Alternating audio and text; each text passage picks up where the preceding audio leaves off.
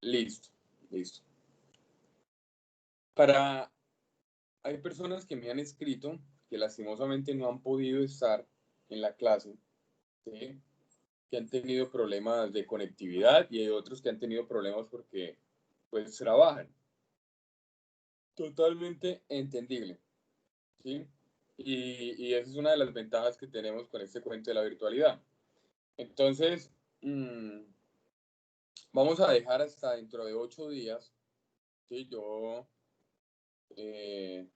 voy a hablar y vamos a dejar hasta dentro de 8 días para que las personas que no se han puesto al día con los trabajos, pues durante esta semana se pongan pilas y pues vean las clases, ¿no? Ya están las 3 clases en YouTube, ¿sí? Ya están las 3 clases en YouTube. Ahí están.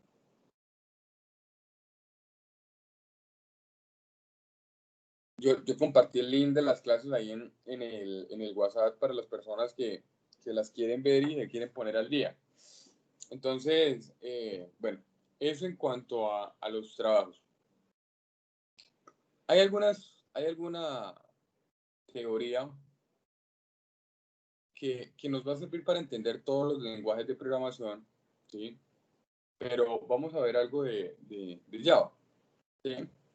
Entonces, para que empecemos mirando eso y permitamos que el computador mejore, y en un momento terminamos de ver otras cositas.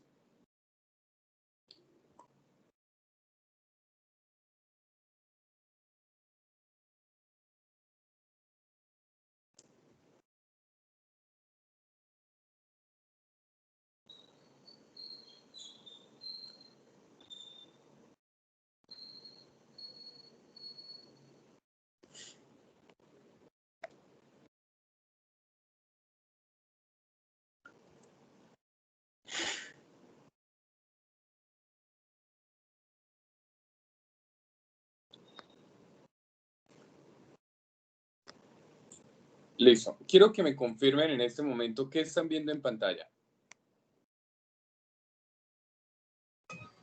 Lenguajes de programación. Listo. Bueno, vamos a empezar entendiendo que los lenguajes de programación del día de hoy, ¿sí?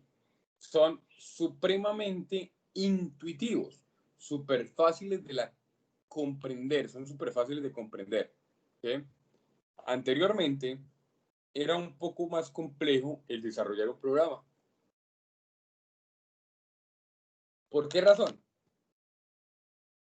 Porque hoy en día usted escribe una palabra y esa palabra tiene, ¿sí?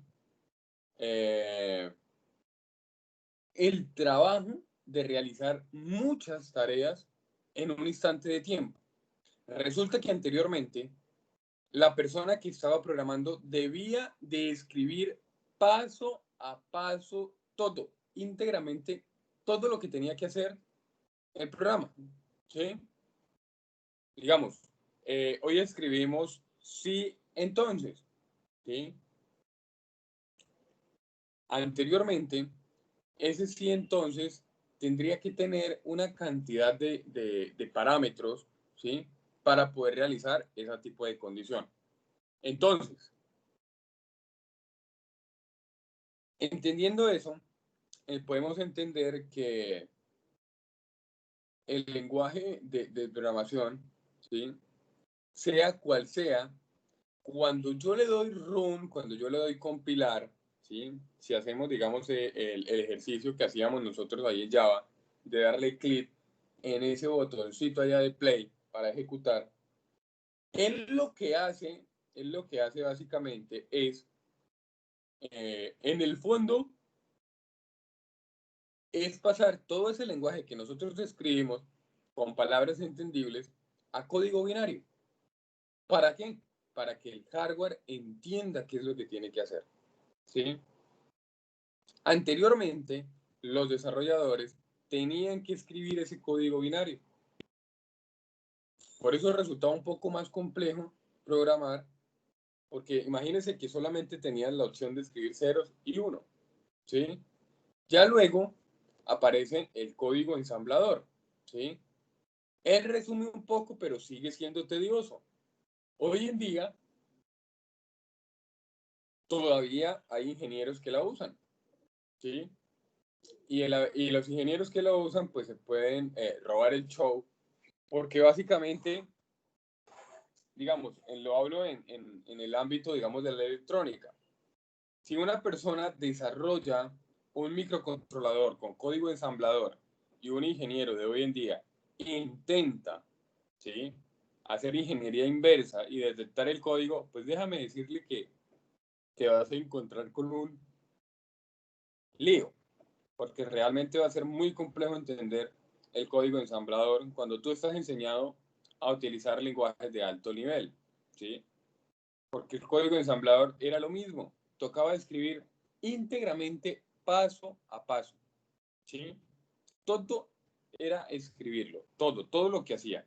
Entonces imagínense, si hoy en día tú te puedes echar 2000 líneas de código, anteriormente esas 2000 eran 5000, 6000, 7000 líneas de código para hacer lo que hoy en día tú haces seguramente en 2000, ¿sí? Porque tenías que escribir íntegramente todo, ¿sí? Ahora,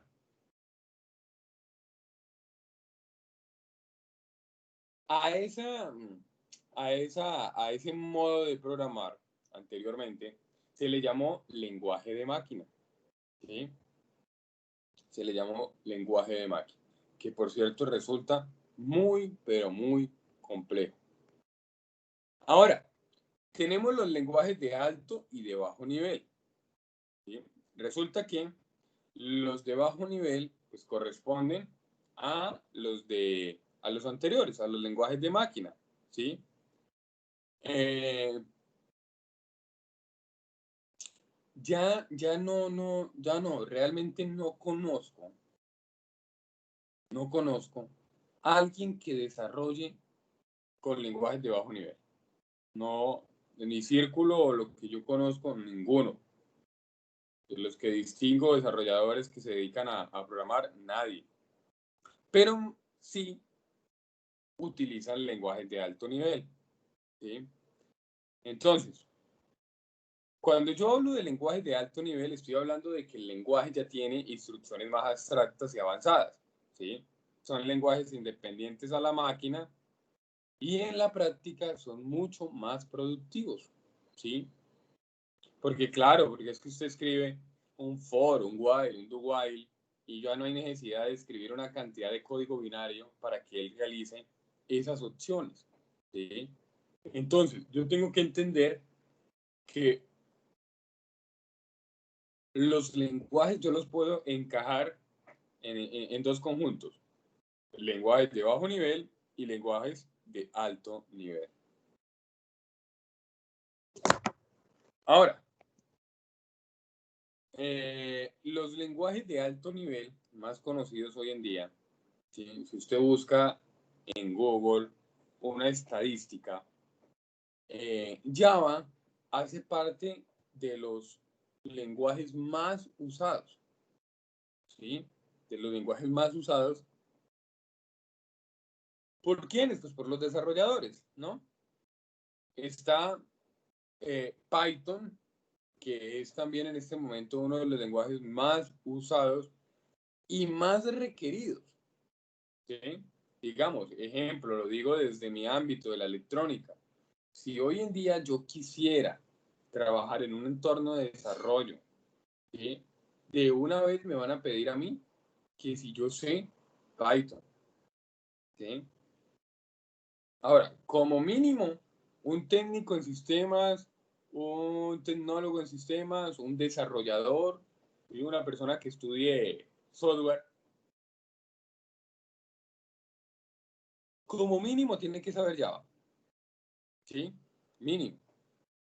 Claro, hay más lenguajes, está C, está Visual Basic, está .NET, está C Sharp, JavaScript, CSS, bueno, en fin, todos esos son lenguajes de alto nivel, ¿sí? Hay unos más viejitos, digamos Fortran es viejito, también eh, casi no es usado, pero póngale cuidado, les cuento algo de Fortran. hace un par de días estaba mirando que los bancos, ¿sí?, requieren desarrolladores y siempre que usted vaya a encontrar un desarrollador para un banco, ellos piden que sepan Fortran. ¿Sí? Hay otros lenguajes nuevos como R o Ruby y, y esos también son necesitados por los bancos. Resulta que Fortran es muy viejito, muy viejo. ¿Sí? Y los muchachos que estudian desarrollo nuevo, ellos no tienen ni idea de eso, ¿no? O sea, utilizan Java, utilizan JavaScript y de ahí React, y bueno, se engoman con esto. Pero Fortran, por ser tan viejito y por ser tan que tiene como un carácter más para seguridad, entonces por eso es que los bancos requieren desarrolladores en Fortran. ¿Sí? Entonces, si usted quiere algún día pegarle a ganarse un buen dinerito, porque los bancos pagan muy bien a los desarrolladores, entonces hay que saber un montón de lenguajes de programación y entre esos metan Fortran. Hay que saber.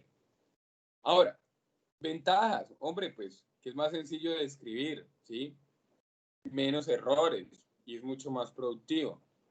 En cambio, en ensamblador, pues, hombre, eso era tedioso, difícil, se cometen muchos errores, ¿sí? Un 0, un 1 que usted meta mal en un listado de 2.000, 3.000, 5.000 líneas de código, eso va a ser,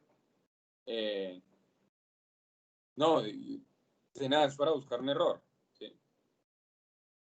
Ahora, existen los traductores, ¿sí? Ensambladores, compiladores e intérpretes, ¿sí? ¿Qué son los lenguajes ensamblador? Resulta que existe la forma de poder traducir, ¿sí? Son programas que traducen un programa de aplicación escrito en un lenguaje de programación a un programa en lenguaje de máquina. Resulta que yo puedo hacerlo, yo puedo crear, y eso es básicamente lo que hace el ejecutar, el run, o cuando yo compilo. Es lo que hace es coger y pasar lo que yo hice en Java al lenguaje de máquina. Porque realmente el computador no entiende, muchachos, el computador no entiende un J8.pane, eso no lo va a entender un computador, eso no lo entiende, ¿sí? Un if, un while, un do while, eso no lo entiende el computador. El computador entiende ceros y unos. Entonces, lo que hace, digamos, en este caso NetBeans, es coger todo ese lenguaje bonito y convertirlo en lenguaje de máquina. ¿Para qué? Para que el hardware entienda. Ejemplo, cuando yo introduzco por teclado algo en una cajita de texto, resulta que yo no estoy mandando, ejemplo, una A. ¿Sí? Yo no estoy enviando una A. Realmente la A es algo extracto para nosotros, para el computador. Pero realmente, yo no sé si ustedes han buscado el código ASCII. ¿Sí? Y se van a dar cuenta que cada letra, cada símbolo está representado con un número hexadecimal. Quiero que alguien me colabore y haga el ejercicio. Y busquen el código ASCII y me diga a qué número decimal corresponde la arroba y el hexadecimal de arroba.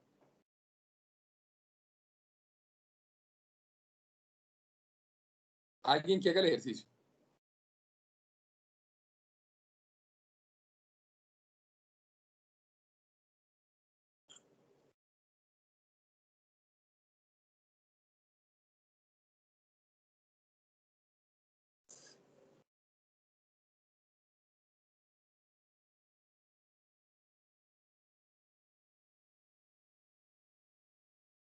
Alguien que haga el ejercicio y me ubique el arroba en la tabla del código ASCII A, S, C, I.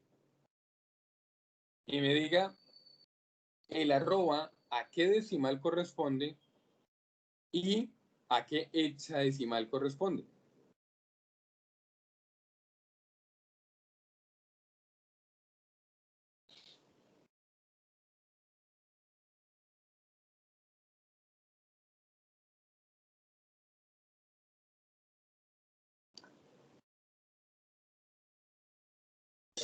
Estoy mirando acá y me aparece un poco de cosas, o sea, letras, números y cosas combinadas.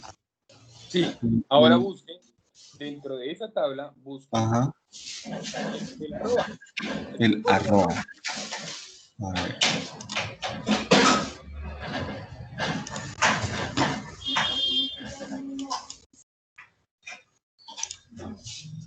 ¿Qué número estoy es? con arroba.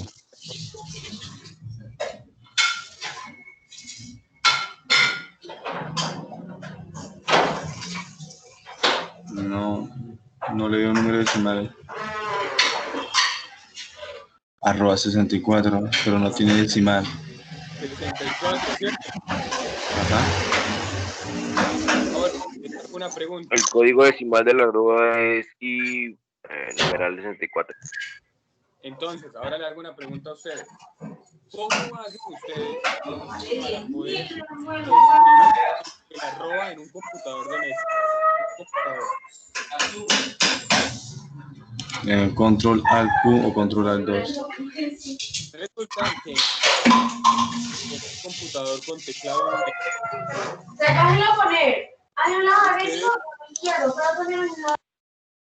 ustedes utilizan AL 64, ¿sí? Realmente, por los teclados del PC, de un portátil, ellos ahorita han reducido ese código ASCII, lo han conformado de otra forma. Pero resulta que usted anteriormente se sentaba frente a un computador, ¿sí? De mesa, con teclado numérico, y usted tenía que darle era al 64, ¿sí? Para poder abrir. Yo no sé si a usted le ha pasado, si lo han hecho el experimento de abrir y tener que poner el 64, el al 64 para sacar el arroba. Pero resulta que eso es en cuanto a nosotros, pero el computador no entiende eso. Es más, ni siquiera el hexadecimal lo entiende. Realmente es lo que hace, si ustedes recuerdan, cuando ustedes ven un procesador y ven los componentes que tiene el procesador, él tiene una parte que se llama la ALU, y es la unidad aritmética lógica de tu procesador. Resulta que en esa unidad aritmética lógica, él lo que hace es eso, es coger y convertir ese número en binarios para poder que el procesador entienda lo que usted envió. Entonces, imagínese por un instante de tiempo, imagínese la cantidad de ceros y unos para poder escribir, ejemplo, tu nombre.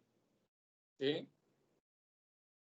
Si usted analiza la tabla del código ASCII y busca cada número, cada letrica tiene un hexadecimal. Ahora, ese hexadecimal yo la paso a binarios.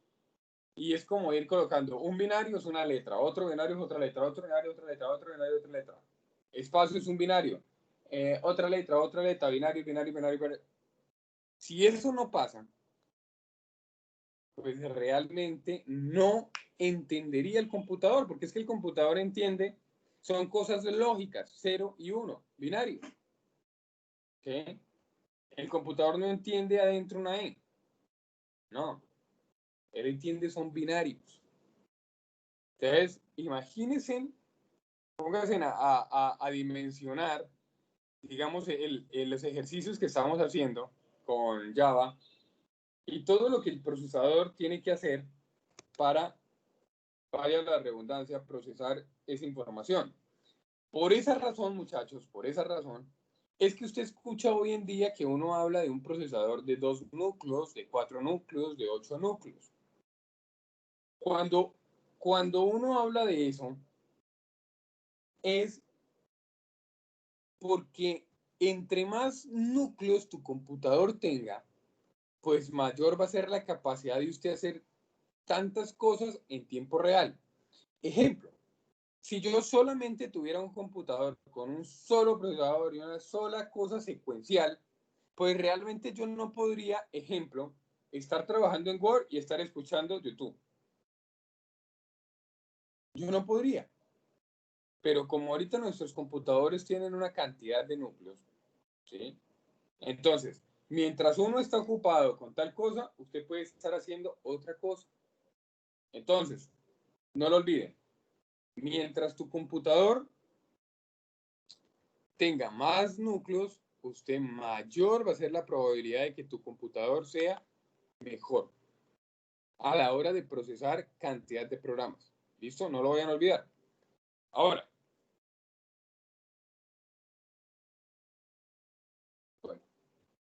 bueno, aquí más o menos rápidamente, estos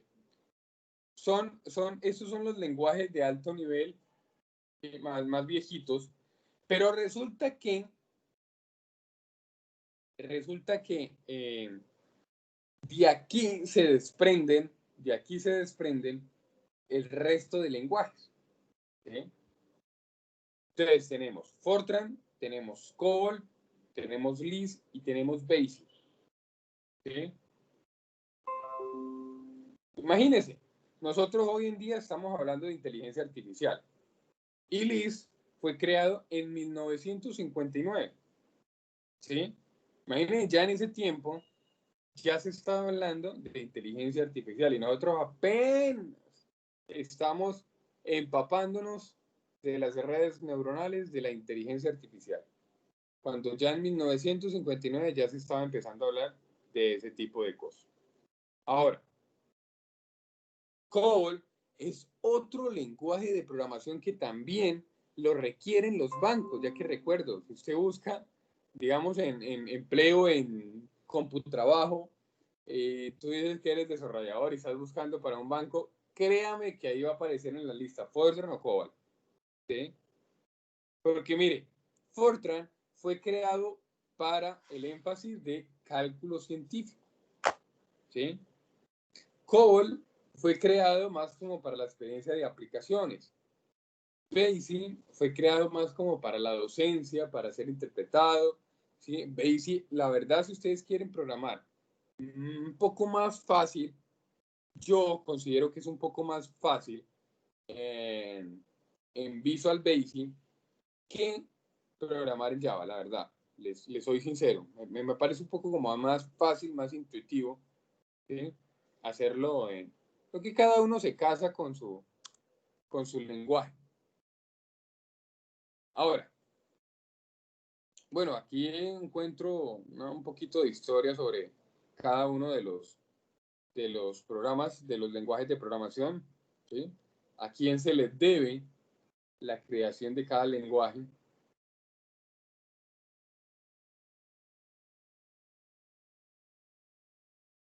Bueno, estos ya son un poco más nuevos, digámoslo así. Ya son un poco más nuevos, como lo es Pascal, como lo es C y como lo es Ada. ¿Sí?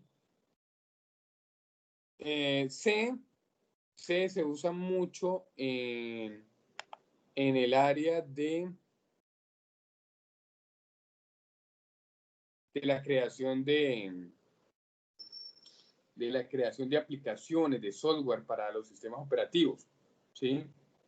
Pascal ya no es tan reconocido, es decir, la verdad, lo desconozco primero que todo y no le he visto mucha necesidad, ¿sí?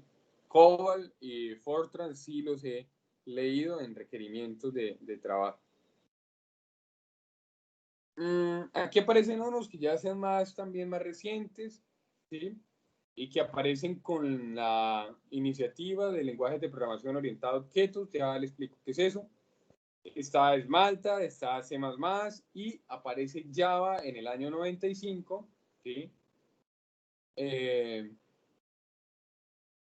Importante que se sepa que Java es software libre, ¿no? Tú lo puedes usar y no te van a cobrar por utilizarlo. ¿Listo? Bueno, ya aparecen más esos recientes, ¿no? Objective, ¿sí? Que es una mejora de C. Está C#, ¿sí? Estos son lenguajes un poco ya más nuevos, ya aparecieron en el 2000, del 2000 para acá.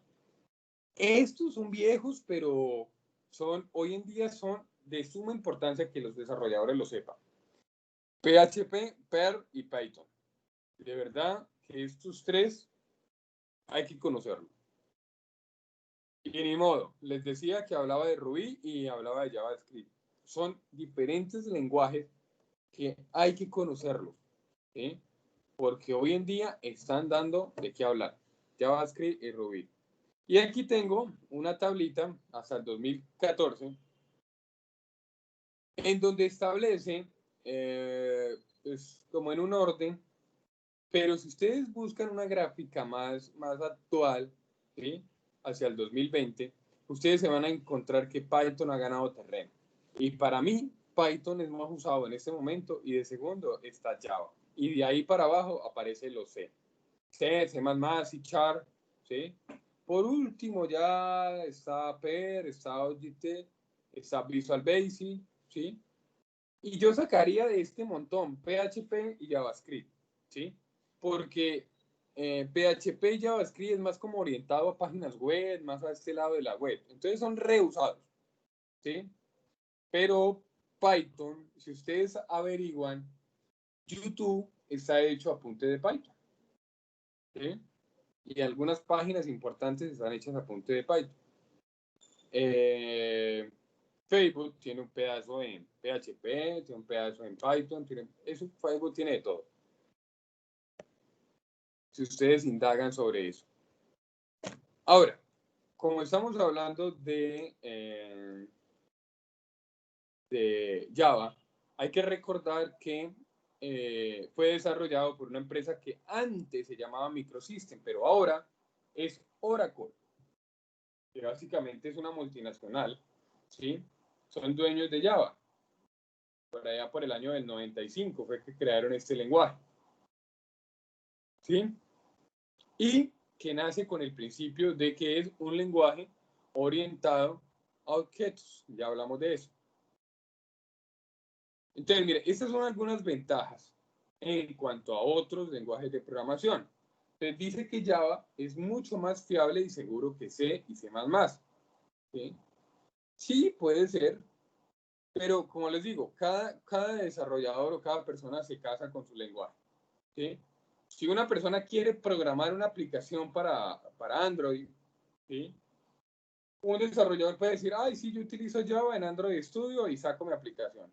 Otro dice, no, yo quiero hacerlo con JavaScript, con React. No. Otro le puede decir, no, yo quiero utilizar Python para crear mi aplicación para Android. Bueno, eso se puede hacer con cualquiera de esos lenguajes que acabo de describir, ¿sí? Pero es con el que usted se case, con el que usted le coja el tiro, que usted conozca la sintaxis, que usted conozca las palabras reservadas y le hace.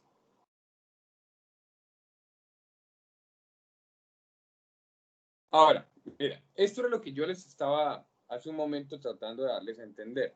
Este es el proceso de compilación, ¿sí?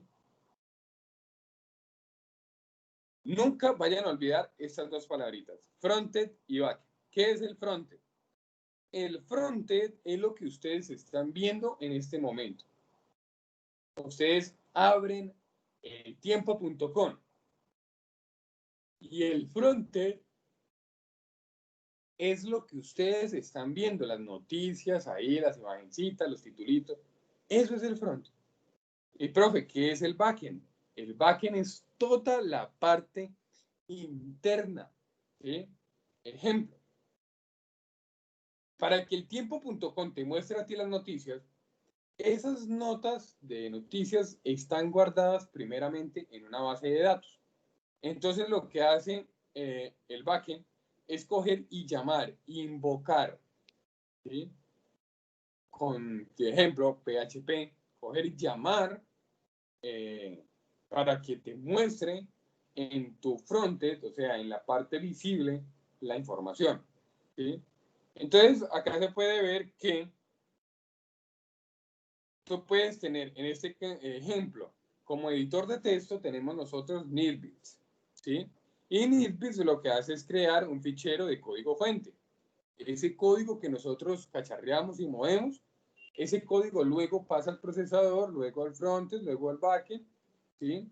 Luego aparece el ensamblador, luego hay unos ficheros de código de objeto que se crean después, o sea, esos ficheros ya son convertidos a ceros y uno, y luego hay unos enlazadores. Y recuerden que si uno utiliza librerías, entonces ahí aparecen las librerías, claro está, ceros y uno, ¿no? Para que por último yo tenga un programa ejecutable o yo pueda crear un instalador para mi programa, ejemplo, ¿sí? Entonces, más o menos de esta forma un poco abstracta es lo que sucede cuando nosotros programamos, ¿sí? Para que ustedes tengan la idea de qué es lo que pasa internamente, ¿sí? Oh, se va a descargar esto. A ver cómo nos fue con...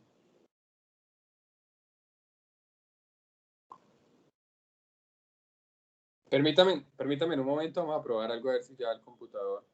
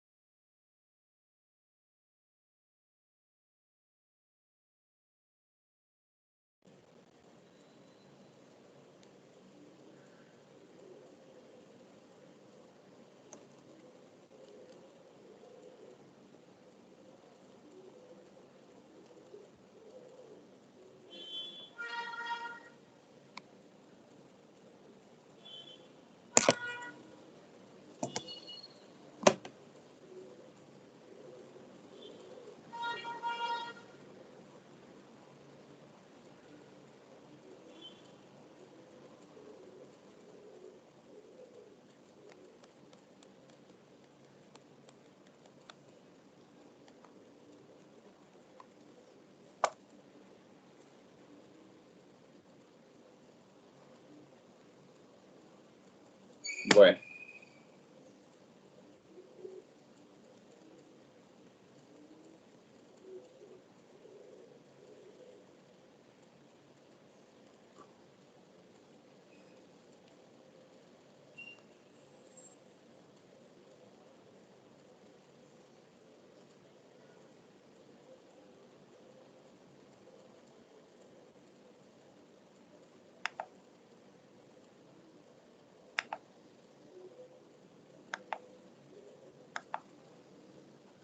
No, hay días que sí, sinceramente ese team sí.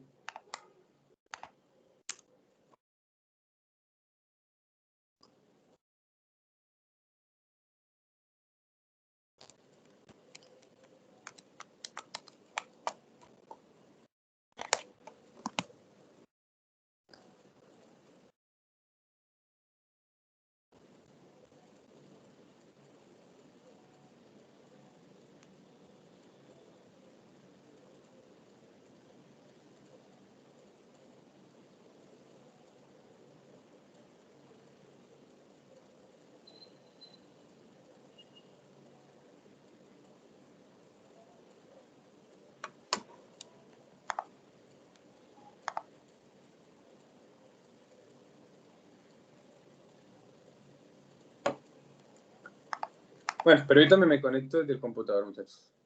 No, no se vayan a desconectar. Voy a desconectarme de acá y me conecto desde el computador.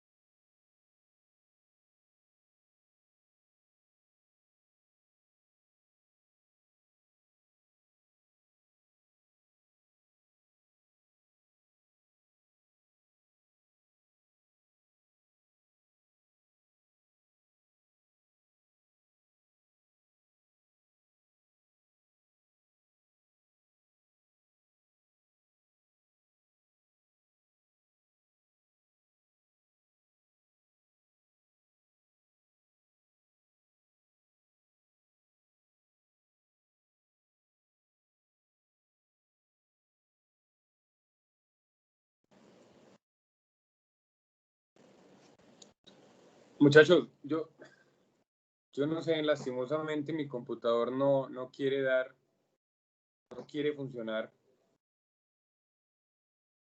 No sé, el día de ayer se actualizó y no sé si fue esa actualización el que lo arruinó, pero el día de ayer funcionó perfectamente. Son las 9:18 de la mañana y yo sé que no hemos tenido una clase fluida.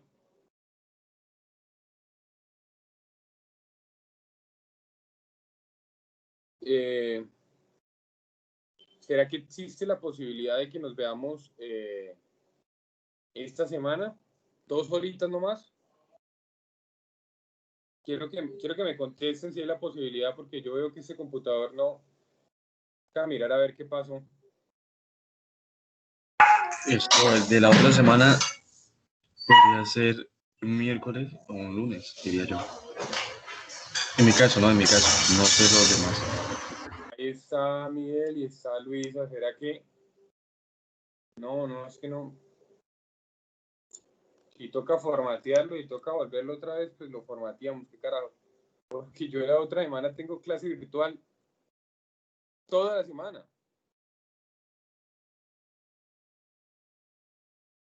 ¿Sí? Profe, ¿y qué días serían para reunirnos? El miércoles 2 horitas nomás. Ah, bueno, profe. ¿Sí les parece? A las 2, a las 2 no, mentiras. A las 7 de la noche. Sí, pienso que es mejor en la noche. ¿Sí? Sí, profe.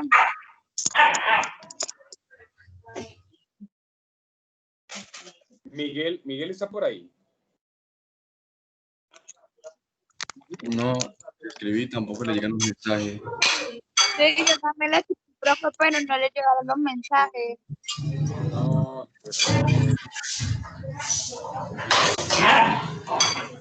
No importa, yo hablo con él y con Daniela también. listo, yo les agradezco. Y vean, hagamos lo siguiente. Van a tener de aquí hasta el otro sábado, ¿listo? Para que se pongan al día con los trabajos. ¿Listo? Para que le avisen a los compañeros.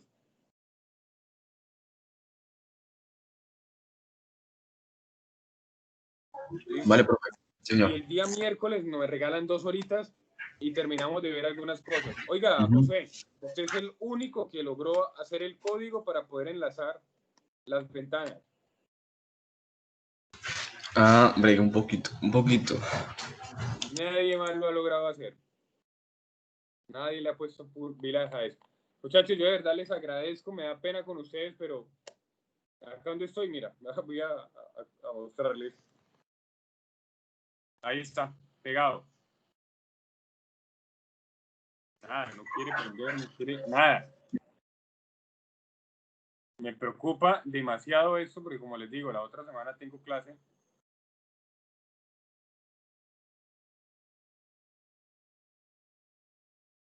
Tengo clase toda la semana. Y